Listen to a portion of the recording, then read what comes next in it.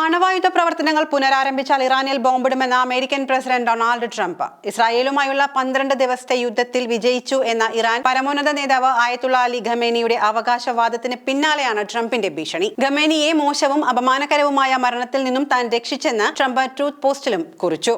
ഈ ആഴ്ച ആദ്യം വെടിനിർത്തൽ കരാർ പ്രകാരം ഇസ്രായേൽ ഇറാൻ യുദ്ധം അവസാനിപ്പിച്ചതിനു ശേഷം നടത്തിയ ആദ്യ സൈനികാഭ്യാസത്തിൽ ഫോദോ, ഇഫ്തഹാൻ, നദാൻസ് തുടങ്ങിയവിടങ്ങളിലെ ഇറാനിയൻ ആണവ കേന്ദ്രങ്ങളിൽ US ആക്രമണം നടത്തിയതിനു ശേഷം ഖത്തറിലെ ഒരു പ്രധാന US താവളത്തിൽ മിസൈലുകൾ വിക്ഷേപിച്ചുകൊണ്ട് ഇറാൻ അമേരിക്കയുടെ മുഖത്ത് അടിച്ചുവെന്ന് ഖമേനി പറഞ്ഞിരുന്നു. എന്നാൽ ഖമേനി യുദ്ധത്തിൽ വിജയിച്ചെന്ന നഗ്നവും വിഡ്ഢിത്തവും നിറഞ്ഞതുമായ കള്ളം പറയുകയാണ് എന്നും ട്രംപ് പറഞ്ഞിട്ടുണ്ട്. ഇയാളുടെ രാഷ്ട്രം നശിച്ചു, അയാളുടെ 3 പൈശാചിക ആണവ കേന്ദ്രങ്ങൾ ഇല്ലാതാക്കി, അയാൾ എവിടെയാണ് ഒളിച്ചിരിക്കുന്നത് എന്ന് എനിക്കറിയാമായിരുന്നു. എന്നാൽ ഇസ്രായേലിനെയും ലോകത്തെ ഏറ്റവും ശക്തവും വലുതുമായ അമേരിക്കൻ സൈന്യത്തെയും അയാളെ കൊലപ്പെടുത്താൻ താൻ അനുവദിച്ചില്ല എന്നുമായിരുന്നു ട്രംപിന്റെ പ്രതികരണം. ഇതിന് തന്നോട് നന്ദി പറയേണ്ടതില്ല എന്നും ട്രംപ് കൂട്ടിച്ചേർത്തിട്ടുണ്ട്. യുദ്ധത്തിന്റെ അവസാന ഘട്ടത്തിൽ ടെഹ്റാനെ നേരിട്ട് ലക്ഷ്യം വെക്കാൻ പദ്ധതിയിട്ട ഇസ്രായേലിനെ താൻ തിരികെ വിളിച്ചു, അല്ലെങ്കിൽ നിരവധി നാശനഷ്ടങ്ങൾ ഉണ്ടാവുകയും നിരവധി ഇറാനികൾ കൊല്ലപ്പെടുകയും ചെയ്യുമായിരുന്നു.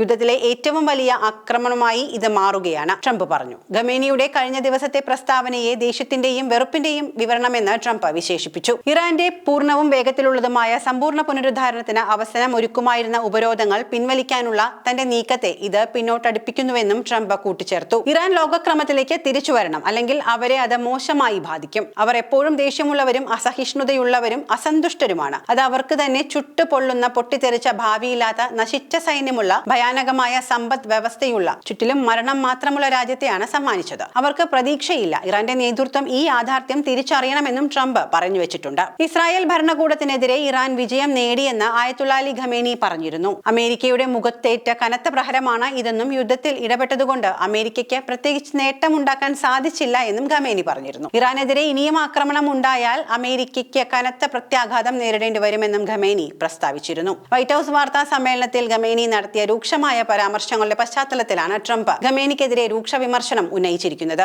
ഇറാന്റെ ആണവായുധ പദ്ധതി അവസാനിപ്പിക്കുന്നതിൽ സമീപകാല ആക്രമണങ്ങൾ വിജയിച്ചില്ലെങ്കിൽ പുതിയ വ്യോമാക്രമണങ്ങൾ പരിഗണിക്കുമോ എന്ന ചോദ്യത്തിന് തീർച്ചയായും സംശയമില്ല, തീർച്ചയായും എന്നാണ് ട്രംപ് മറുപടി പറഞ്ഞിരിക്കുന്നത്.